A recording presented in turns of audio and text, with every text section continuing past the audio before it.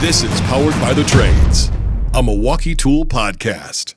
Hey, what's up, everybody? My name's Adrian Garcia. I'm an HVAC contractor in Texas. I run an HVAC business, and here I have with me Riley, who is a product manager. You're specifically in a certain area, right, for product management? Yeah, so I'm a product manager for the plumbing and the HVAC team, and I cover gas utility as well. Which is awesome to hear. I've been walking around the pipeline, the event, the demos, all that kind of stuff. And I was just telling you, I immediately went over to the recovery machine, and you were telling me that that's something that you guys have been working on, you personally, right? Yeah. How long does something like that take to get into, well, one, through development, and then also get to market? Because I'll be honest with you, I expected an HVAC specific brand to be doing that already or have something coming out. And who is it that comes out first with it? It's Milwaukee. So it's a battery powered recovery. Again, like, how long does that take? How long have you guys been working on that? Yeah, it's a great question. I think you kind of have the same sentiment as a lot of other HVAC techs. It's kind of surprising. We're impatient. Yeah. Well, I think it's surprising too that we're the first ones to come out with a fully cordless recovery machine. But to go back a little bit, I mean, any of our projects, they can take 9 months, a year. They can take 3 years. I think in particular case, it's somewhere around 2 years that we've been working on that. And a lot of that is kind of driven from user research. So sure, we initially had the vacuum pump that came out, and that was cordless as well. Some other brands have been doing that, but we just saw the need to kind of make that whole service call cordless, right? Because one of the main kind of complaints that we had was, hey, this is awesome. My vac pump is now cordless, but I still have to find outlets and all that stuff. I've been doing this almost 20 years, so I've been through the different stages of technology and how we do things, and countless changes across the industry, the HVAC industry. So where I remember having to run 50, 100 feet of an extension cord, and something that I have to also take into consideration, because and I get that pushback a lot too. Like, why are you going to buy a whole new battery powered vacuum pump just because it's cordless? Or now the recovery machine, like, you already have that equipment. It's not just convenience. I mean, I feel like cordless, especially what you guys are doing here with the power behind it, and just taking the tour also on this trip, kind of gave me an insight as to all the development that goes into it, right? It's not just like, here's an idea, let's put a M18 on it or something like that, right? You got to make it and research and develop it and all that, that comes with it. So for me, I think cordless is almost the new standard, as far as like everything on your truck has to be powerful. But if it can be cordless, that is a big win for us, out in the field. Because my answer to that is always, I'm going to buy cordless if it's available, like if it works. So that vacuum pump you mentioned, somebody else already had it. There's other companies that have it, but they were limited to 2 CFM. So a lot of them were 2 CFM pumps, which I've used. I work on a lot of smaller equipment, refrigeration equipment, and it's fine for that. But once you get to bigger, AC units, you're doing several a day. Most times you have 1 or 2 batteries for that specific brand, whereas a Milwaukee branded tool, there's convenience again with, you have a whole truck full of, I can't tell you how many batteries I have on the truck, right? So if one dies, I just take the next one, right? Or I recharge them on the truck. I hate to have different brands of batteries on the truck. So to me, it's becoming the new standard, to where you guys didn't obviously just copy and paste something else. You guys made a bigger pump for one. I mean, after you guys did it, I feel like others started doing the bigger pumps, battery powered. So you guys came pretty quick with the bigger pump and kind of outdid what was already on the market. Recovery machine, again, nobody else is doing it. To me, why is Milwaukee the first one to do it? Like, it's the feedback. I assume it's everybody asking for it. Yeah. And they see the vacuum pump, and I think you mentioned this. they see the vacuum pump and it's like, I still need to run the cord for the recovery, right? So now you guys offer a solution for that. Yeah, absolutely. I mean, it's totally driven by those field conversations. Like we go out, that's a big portion of my job is really going out with users and understanding the pain points. And we received so much great feedback, but again, there was always that looming portion of the service call where they're like, hey, we were in the Carolinas. They have AC units up on stilts. They have them all over the place. And so it's, in some places they do have outlets nearby, but in a lot of places they don't. No, I can tell you from first-hand experience, every AC that I come across, because I do commercial, so I'm on restaurants, hospitals, that kind of work. Every AC unit should have a working outlet by default, right? By code in most places. Do they work?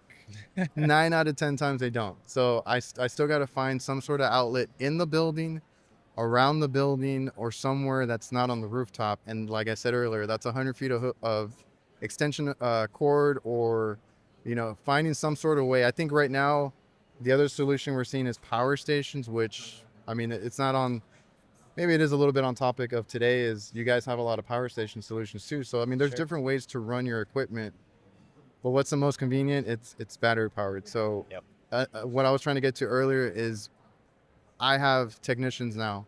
So I run a business, like I said, in Texas. And my first thing is always safety. And I know you guys harp on that in everything that you guys do here and in everything you guys develop. But I tell my guys, if you're going to run an extension cord, please make sure it is out of the way. I don't want a trip hazard. I don't want to employ at that restaurant or whatever location we're at to trip, fall, have an accident, and then I'm the owner. I gotta deal with that liability. So if I can, and I have, outfitted my guys with either Milwaukee branded stuff or anything that has that solution where it's cordless, because I feel like that is going to be the new industry standard going forward, is cutting the cord. It's not just a cable saying now. It's like with tools, you got to cut the cord. Absolutely.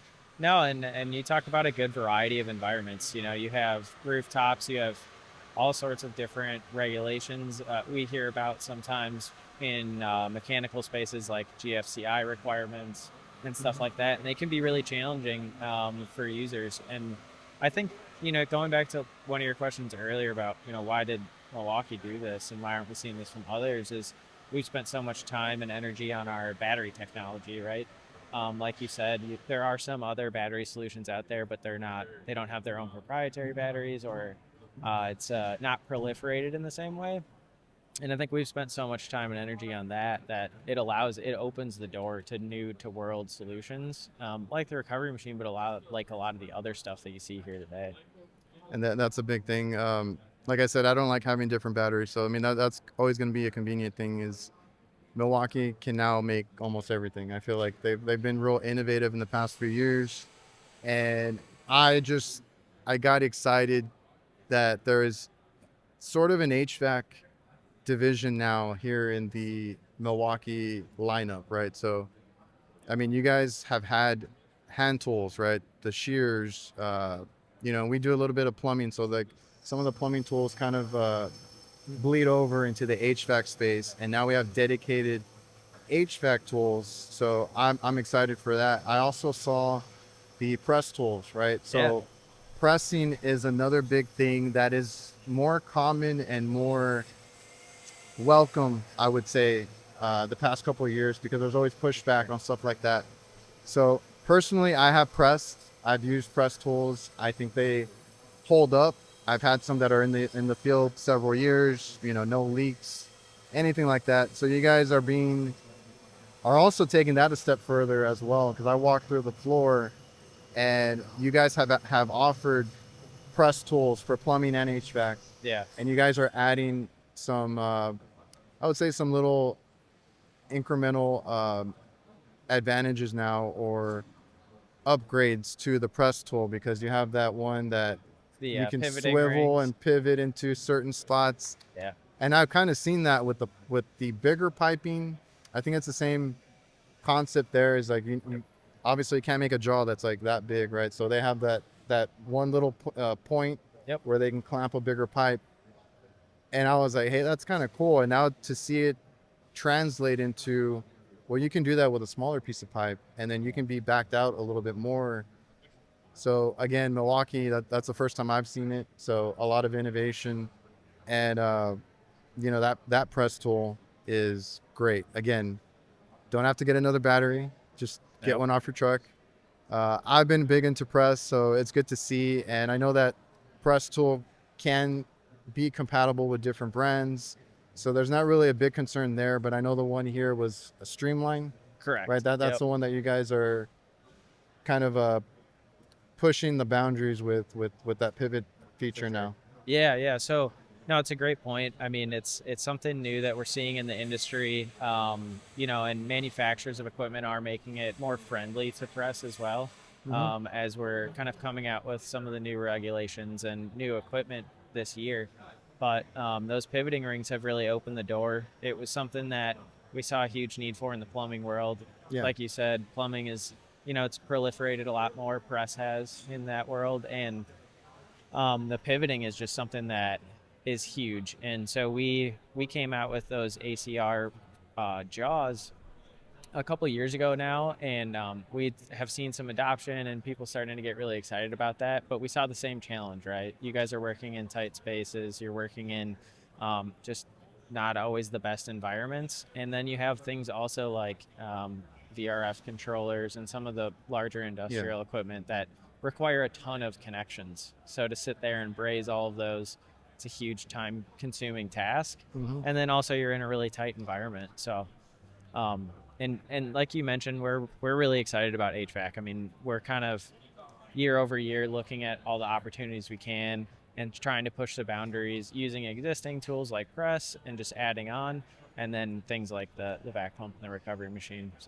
And that's, I mean, there's always a new way to do things. So technology, I brought up earlier, I've been through it because I've been in it almost 20 years. So I have, quite a bit of experience now, from starting with everything manual, everything by hand. Even the trade school I went to, they were pretty persistent, but back then the old school was a different way of doing things, because old school back then was like these, what you would consider like antiques now, like the way we charge, the way we do our duct and stuff like that. Like you don't really see that anymore, even on the hand tool side of things. But when I was in trade school, they always wanted us to do everything by hand. And they're like, of course, there's always a better way to do things, but if you can learn it by hand, you'll have a better understanding. So I went through that. I don't miss it. I'll be honest. I don't miss doing anything the hard way. So my whole thing is as the years go by, even getting older, because that's always a factor too, is my knees, my back, crawling into these weird spaces, getting on these rooftops, up and down ladders. There's countless factors in any trade. I mean, this is for every single, plumber, electrician, mechanical, HVAC, like any trade out there. Like those are harsh environments, which another point is you guys test somehow these tools through the roughest, rigorous tests that you can, just to make sure that they produce in the field. But my whole thing is, because people ask me, why do I buy these battery powered tools when I already had something that worked from before, right? Something old. Yeah. And my whole thing is, I know I'm paying for convenience, but I'm also paying for less labor intensive, activity on my body. So that's why I'm saying, I think these kinds of tools and these kinds of innovations are going to be the standard, but they should be the standard, and they should be accepted by more and more people, which they are. It's just been there's people you have to convince a lot of times, right? So my whole thing is, if it can make my job easier and safer, because there's that factor in it too, then I'm all for it. So the reason I get excited is because, again, I've done, like, I know we run tons and tons of extension cords, but I've done some shady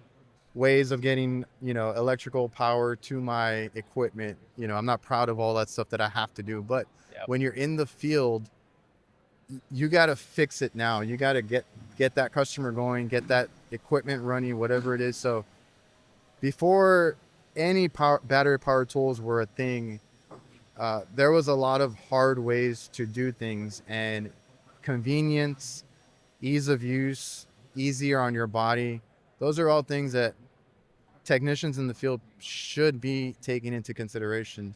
Yeah. And that's a big factor. I mean, I don't want to be beat up and not be able to move when I'm, 10 years older. I want to do it the easy or do it the safer way. And I want my employees to be that way too. I want them to be safer and do it more conveniently. Absolutely. I mean, I think, you've heard it a lot today. You've seen it with a lot of the different products, not outside of even just the HVAC world, but, productivity and safety, right? Those are the things that we hit on a lot, but I think you make a good point of longevity is a big part of that too, right? Yeah. Staying in the trade. If you can stay productive and stay safe, that's just going to lead to a longer career. And that's what we want, right? We need people in the trades. Obviously, I'm sure you feel that in the HVAC world, there's probably not quite as many people as you need to do all the work. And so the longer, we can enable people to work and do what they love, I think the better. And that's what these solutions are about, being productive, being safe, and giving people that ability. Yeah, and I'll touch on, the tight spaces. So a lot of the guys that do HVAC, you're in an attic, you're on a rooftop, you're under a crawl space. And one of the main reasons for pressing is you don't want to take that big torch set, which is incredibly heavy. I don't care what anybody says, it is heavy. And if you run out of gas, you got to go exchange it out. That's always a pain. So I understand when people are like, that a certain way has worked for 20 years, whatever, that they've done it. But why not do it easier with some of the tools that are out now? So my pushback is always like, it helps me out. I don't want to be doing the old school way of doing things in a tight space. I don't want something to catch on fire. I don't want something to hurt me in the end. So that's kind of my pushback on the press tool. Yep. Not only that, whether anybody likes it or not, your place of business where you work at, like that restaurant, that hospital, for us, they have safety protocols put into place for themselves, right? If you're using an open flame, a torch set, there's insurance that goes behind that. There's a fire watch that goes into that. There's different aspects of it. It's not just you, the technician, unless you're doing things on your own. You're going rogue and doing things that you shouldn't. Right. But there's things in place. So there's all those little factors that you have to put into play. And I think today's world is very different from the world that we had 20 years ago, where old school was the only way, and now you have options. I think that's another big thing. Is I like to tell anybody that I talk to is you have options. You have the ability to choose a battery powered vacuum pump, a battery powered recovery machine, whether it's the cost or the convenience, however you want to look at it, it's still your choice. Right. So by all means, if you want to do things the old school way, go ahead and do it. I would just pay for the upgrade, and I like my guys to have that upgrade too. So I usually pass it down to all of my guys. They have battery powered vacuum pumps. Yeah. They have, all the needs. I'm about to get them a press tool as well. Like, we're getting everything in line so that it's not just about me, it's about my employees and my company as a whole. 100%. And we see that. I think that's where we do a good job of like partnering too with a lot of the apprentices and trade orgs to help do what you're doing within your own business. Because I mean, you are driving that change within your own business, giving these guys these skills, but then giving them the opportunity to use tools that are going to increase their productivity, that are going to keep them safer. And I think that, like you said, I've met a lot of guys out there doing research. They're old school guys. They're a little bit resistant to change, and I get it, right? Because they've done something and it's worked for them. But I would say most of the time when we can get them to start pressing and they see the benefits there, they get really excited about it. Because they realize that, as a business owner too. Yeah. They can get more work done. They can have their techs doing more work. And like you said, it's just less manpower. You don't have to have fire watch. You don't have to have hot work permits. You're Yes. not filling up tanks and driving around with them. And like you said, they're heavy. We had one on demo last time we were showing that tool. Oh, okay. And I was just like, man, this is terrible. It lugging sucks, this like around. to move that around, to carry it around. Yeah. Now, in my younger days, like if I was 20 years old when I started, Sure. yeah, I did everything. I lifted all the heavy stuff. I did all that, and maybe at the time I felt good about it, but now I don't feel good about it whatsoever. Yeah. And I was even that guy that never had a power drill. Like when my first couple of years, I didn't have a drill. I was there with, if it had 20 to 50 screws, I was doing 20 to 50 by hand with a nut driver. So Yeah. the mindset is different as well, but like my body and myself, like I was just younger. Right. Like you don't want to do that when you're older. Like I will fully admit at my age, right, in my late 30s, I don't want to do all the heavy lifting. I try to show up my brother one time by lifting something, and I'm like, it's not that heavy. My back was out for a week. I couldn't move at all. So Yeah. I've learned it firsthand, and I got to deal with it just like everybody else has to. You get to a certain point where, and I get it, because we're a small business. We have a small family business, like I said, down in South Texas, where we've always been 2 to 3 guys, and now we've expanded a little bit this year. Sure. But we've always been a small company, and of course I look at price, I look at investments. That's how I look at it. And is spending this amount of money gonna help me and my company long term? And I hate to break it to the old guys, like it actually does. Like For sure. the life expectancy on these tools are great. The life expectancy on yourself will be better. And you mentioned earlier that the time saved. So that's another discussion that I've had a lot of is, does it really save you that much time? Is it really that much easier? I mean, yeah, right. If you, again, we're going to talk about battery powered stuff a lot here. If you have a battery powered tool and a platform that all works together, you're ready to go like almost every time, versus trying to look for an outlet, trying to look for a working outlet, trying to find one that nobody's using. Because I've been in kitchens where they have their little speakers plugged in and they have their phones charging, and it's like you're trying to steal a plug from them as well. So that's time consuming, and the pressing is, like you said, quicker and more efficient. And that's all stuff that I want to see going forward. And you guys that do that research and development with that, it is incredible.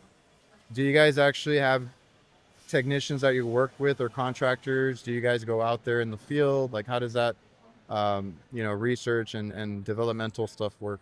Yeah, absolutely. So we spend a lot of time. I think it's one of the things that makes Milwaukee unique is that we do spend a really significant portion of the year.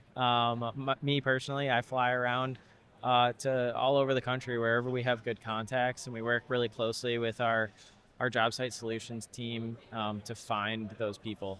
And they're great partners to us. So we're able to shadow them on the job, and it's kind of our role at the company to be the voice of the user. So to learn what you guys do, understand the pain points, really experience those pain points and see how challenging it can be. That's the only way you can learn. Right. And then we kind of help interpret that to our engineering team, who really are, developing these solutions and using the technology that we've created to kind of push it across a whole bunch of different industries. But it's one of my favorite parts of the job is being able to meet really cool people, go experience all of these different trades and understand the challenges. And then it makes me so proud to be able to see how much better we can make it, right? Like talking to people like you, hearing the experiences of everyone about, oh, I can do this now, or my business has grown this much because we're this much more productive, or even just, hey, I really like this. It's super cool. It's just cool. Yeah. Yeah. But that's really awesome, because blue collar workers in general will tell you how it is. Like they'll complain. they'll tell you everything wrong with that tool. Like that's always a great way, because I've talked to other guys, around the tour and the demos and everything, and I've been telling them that that's the only way you can make a good product, because I deal with a lot of companies now, doing the social media stuff and the content creation. Sure. And not all, I can tell you, not all of them do this much research. And I'm pretty sure you guys are confident that you guys do, to the extent that you guys do, like that's heavy research, heavy trial and error testing. And I can tell you not all companies do that, because one thing I like to do is when I see a product, is it just for looks? Is it Sure. just for convenience? How is it going to do in the field? And that needs to be tested. And I'm sure you guys have like a testing period, because you can't just test it from one day to the next and put it out on market. So like I said, we're pretty honest, a lot of us in the field, because I've taken many products that look really nice. The promise is there, and then once you get it in the field, it's not what it was supposed to be. It's not, Yep. Making it more efficient. It's not doing what you want out of that tool. So I think a big part of it, which we saw a lot of during this tour, is just the research and testing, and down to the smallest things that you guys test. That has been incredible to see. Absolutely. I mean, it always blows me away, even when I go on the tours and work with the engineering team and just see the thought process that goes into the testing plan. I mean, just building out, like, how are we going to test this? How are we going to replicate what you guys are doing every day? Make sure it can hold up to the rigors that it's going to see out in the field. And you're spot on when you say people tell us how it is, because we do, we take out products to the field, and the whole point is to get that like real raw feedback. We want people to tell us what doesn't work and what works. And that's the same response I got from everybody here, is like, Yep. okay, we love hearing the good stuff, but we really want the bad stuff. We really Absolutely. want the constructive criticism. What's wrong with our equipment? Tell us, so we can take that feedback. And I can tell you, some companies don't take that feedback very well. Sure. I do a lot of it myself, testing, and because I actually buy all this stuff, and I buy Yeah. it several times over for our employees, and if I like it or it's good enough for me, then that's when I buy it for them. I don't want to give them something that doesn't work either. So Mm-hmm. when I see tools out there or equipment out there, and I'm like, what were they thinking, or who was testing this? That's always a big pain, and it just gets really annoying. But stepping into you all's facility, I'm blown away by the amount of testing that you guys do. Yeah, it's fun to watch. I mean, they have all sorts of really cool equipment, unique things that we're doing, things that only Milwaukee does, Sure. like you said. And I think that's just trial and error. We've been building tools for a really long time. I think that's where, when we do get into some industries, and we do go after some specific trades, we have that really deep knowledge of building tools, and especially building cordless tools. That's one of our core competencies, and how we kind of approach everything, from testing, our research, and even getting this out to you guys. We know that this event is really important, and being able to show you and give you confidence in what we're doing, that it's going to be worth the money that you're spending on it, and that it is going to last you the amount of time that you need it. So Yeah, and as a buddy of mine would say, he's throw it off a roof. He loves to test vigorously when he gets something, and I think he did a test with pack out boxes and competitors, and the pack out one okay, a lot of the time. Like, yeah, all the other ones, the screws went everywhere. So that was a cool test. But Good. I can also tell you that. So going back to cool tools or convenient tools, however you want to look at it. yeah, So when we got into press tools, we were shopping around, and funny enough, my dad is old school. I'm the one that's trying to bring the new technology to everything. yeah. I got him into Milwaukee, I will say. He Okay. loved the M12 lineup for a lot of the tools, a lot of the impacts. So Yeah. slowly but surely, he gave up that other brand that he had, and he is For sure. full blown on Milwaukee. So that was cool to see. And he was actually the one that was excited for pressing. Not Okay. like I had looked into it, but I'm always like skeptical, so I always want to do my research. But my dad was like right on board. He's like, "Hey, that's really cool. You should try that." And again, going back to the time, we do a lot of we do installs. So, my work pertains to light commercial. So RTUs, rooftop units, Yep. package units. We don't have to do a lot of brazing or pressing for that. But I do refrigeration equipment Okay. where we're running line sets, custom boxes. I mean, you name it. So when we got that press tool, when I first did it, he was there. He just like looked at it. His jaw was down. He's like, wow. He's Yeah. like, that was quick. He's like, you got it done. And I'm usually the one that does everything. So we're a small business. That's something else you have to take into consideration is someone like myself, if we do a walk-in box install, I'm most likely doing all the hard parts, the brazing or the pressing now, Yep. the wiring, and then the commission, like starting it up and making sure it works. For sure. So if I can make one of those quicker, I mean, I 100% would do that. So we now have that in place where we press our line sets together, which is not that many connections, and I can get on to like actually getting the system up and running. I can get Right. home at a decent time, right? Right. That's what it's all about. My family time, my off time, and not working because I did it so many times till midnight or later or weekends or anything like that. So that's been big for Absolutely. me. Yeah. No, I love to hear it. I mean, I think that's obviously important. I think Milwaukee's kind of like a big family too. But yeah, we love to hear that. I love hearing stories too about people being able to spend more time with their family and just get off the job sooner. We love the trades. We know that it's important that people get out there and do that work, but also you gotta have a life, and you gotta Have a life. Yeah, I think that yeah. I want everybody, because I've been harping on that a lot lately, is like, well, you work so much, you do so much for whatever industry you're in. You can't let it bleed into your family time, your off time, you need that for yourself, your mental, all that, Yeah. that you should be taken care of, really. And we work to live, we don't live to work. And I just Yeah. want everybody to understand that. So my advice always is it worth it to you for, not only the cost, I get it. The cost is the cost. Like, Yeah.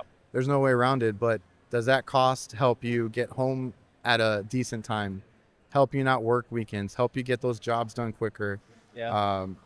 cut labor costs, like we mentioned earlier with fire watches, or longer hours, right? So Yeah, cutting yeah. costs that way is a big deal. But that's always been my point is I don't want, I don't want work to be anything and everything that I do. It's what I do for a living. It's how I make my money. It's how I put food on the table. But I want to be home for that food on the table at the end Yeah. of the day. Yeah. Yeah. You want to enjoy Yeah. the things that you provide. Yeah. So absolutely. So really quick, Yeah. you specifically, you said you were working on that recovery project, Yes. recovery machine that we should see next year, right? Yep. It's gonna be ready in Q1 of 2026. You don't know So- how many times they get asked, when is it coming out? Because I showed it Yeah. off at the AHR Expo. Oh yeah. Okay. And that was a while back. So it's been a long time coming, It but has. it's almost here. It is. We're getting ready for that season. We know when you guys are You getting guys ready. say that, and- but I live in Texas. I do True. AC almost all year round. Yeah. True. So so I only asked because you guys did the vacuum pump recovery machine, like basically back to back. Yeah. So are you guys honing in on the HVAC industry? Are you guys looking to do more stuff with that trade? And is there anything being tested right now, maybe? Yeah, for sure. So HVAC is a priority. So Okay, I mean, cool. Good to know. Yeah. Yep. So that's what my job is really kind of identifying those needs and the pain points that we find out in the field. And the two big ones that we saw right away, back pump Exactly, recovery yeah. machine, obviously. But we're looking at everything. We're looking at the whole workflow of installing everything from, split systems, regular, Or just mini mini splits, all sorts of stuff, VRF, like more industrial equipment. So we are looking at that. We're looking at all sorts of stuff. I can't really share. So there should be some more HVAC equipment being tested here. Yes. So yeah, that was gonna be my point. Is like mini splits is a big thing now. Yeah. And fortunately or unfortunately, however you view mini splits, it's a big part of the industry right now. And what comes with that is flaring, right? So Yeah. what I was trying to tell, the guys that I saw demoing the recovery and kind of talking to them about it, I was like, there's not really a whole lot in that space that offers battery powered tools, right? We need flaring tools. There is maybe one brand that does these kinds of tools, right? Flaring tools, tube expanders, because I hate buying couplings. So that's another one big for me. Yeah. Big pain point is, coupling. So I would rather tube expand, and a battery powered one, I can tell you, is just, it makes way more sense. So Absolutely. there's that. There's tubing benders, right? So we bend, and that goes hand in hand with the tube expanding, right? So we run line sets, and you want the least amount of leak points as possible. So you want that pipe to be one solid piece as far as you can get it. So every HVAC tech should have some sort of bender and tube expander. So I hope to kind of see that later down the line here, and not have to worry about what battery I'm reaching for at the end of the day. So Yep. Absolutely. there's so much. I mean, I know you guys probably have a lot in development, but there's so many pain points that the HVAC industry sees, and it's cool to finally see them being solved, one by one, because like you said, those two, that's like a tag team right there, right? You Absolutely. need the vacuum pump, but you need that recovery to go with it. If not, you're running that cord for one, so why not run it for both? So, if you can have the pair, that'd be great. And then that's just my 2 cents, those other battery powered solutions, I hope those come. Yeah. And I mean, like you said, you're the user. That's who we're talking to. Those solutions are great ideas, and we're definitely looking at it. So. I will say, because my viewers have asked, like they want the work, so they want like digital gauges or probes or something crazy. For sure. There's some guys that bleed red out there, so the team red. So that's always what they're hopeful for. But like I said, I think there's and I'm sure there's a plan, but there's like a progression there. And it's cool to see, because even seeing that conduit bender was really interesting. And it just reminded me of copper bending, right? Absolutely. So I hope that kind of lines up with that. Yeah, I'm glad to hear it. I'm glad to hear that people are excited that we're moving into this industry. It's a new one for us, but we're really excited about it. And, we've always kind of wanted to move in this direction, especially being so close to plumbing. And it's just, we're in a adjacent category. Yeah. So excited to be focusing on it. I'm excited to be researching all this stuff because, like you said, there's a lot of solutions to be had, and it sounds like we need to work faster. There's there's space there for improvement across the board. Yeah. And I've been, because I started with, like I said, almost 20 years ago, where the industry was, I didn't think all this was possible. Yep. And there was no solutions back then like these tools that we see now. So it's exciting to see the progression. Like I said, even my dad gets excited for these tools now, and we've been on board. So I like to see where it's heading and what you guys can do for us in the HVAC space. And I would love to see an HVAC banner up in here somewhere. Absolutely, yeah. We're gonna have to get one up here next time. So.